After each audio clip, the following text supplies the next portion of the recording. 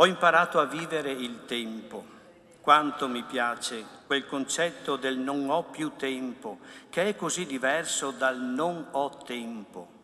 È uno dei passaggi del testamento spirituale che Barbara Caron ha lasciato alla famiglia, agli amici e a tutte le persone che la conoscevano. E inoltre 1000 non sono mancati all'ultimo saluto ad una delle imprenditrici della Marca, ma dell'intero Nord-Est.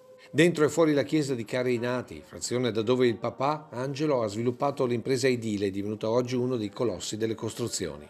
E i volti tristi del direttore dell'ULSS Trevigiana Francesco Benazzi, ma anche quello di Leopoldo Destro, presidente di Confindustria Veneto Est, e dell'ex vicepresidente di Confindustria Maria Cristina Piovesana, si mescolavano a quelli di tanti capitani d'azienda che con Barbara e i suoi fratelli continuano a testimoniare la forza e l'intraprendenza economica di questi territori, ma anche l'inconsapevolezza del tempo che passa.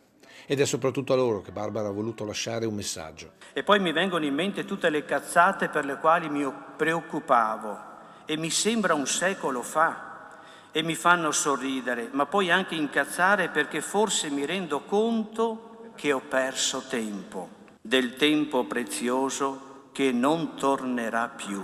Struggente la preghiera che la famiglia ha voluto per Barbara. Ti ringraziamo, Signore, per tutti i presenti e anche coloro che non possono esserci, ma che pregano e ricordano Barbara, affinché la sua anima viva sempre nei nostri cuori e sia libera di volare verso l'abbraccio infinito e amorevole di Dio e del nostro papà. Che la morte di Barbara non sia fine, ma inizio di una nuova speranza di vita per tutti, soprattutto per la famiglia, i nipoti e la mamma. Poi i 12 nipoti che l'hanno salutata così. Ti volevamo dire che hai lasciato tanto e tutti noi cercheremo di continuare a farlo per te. Ti promettiamo, zia, di scegliere nella vita ciò che ci rende felici, come tu ci hai sempre invitato a fare. Ti promettiamo di continuare i tuoi progetti e i tuoi sogni affinché i tuoi messaggi di tenacia, cura e gratitudine possano essere un dono per tanti. Salutiamoci oggi con la consapevolezza che siamo fortunati. Questo hai sempre voluto trasmettere. Infine l'uscita dalla chiesa con la maglia del Calcio Padova e un commosso Marcello Cestaro con cui Barbara aveva condiviso la promozione in Serie B.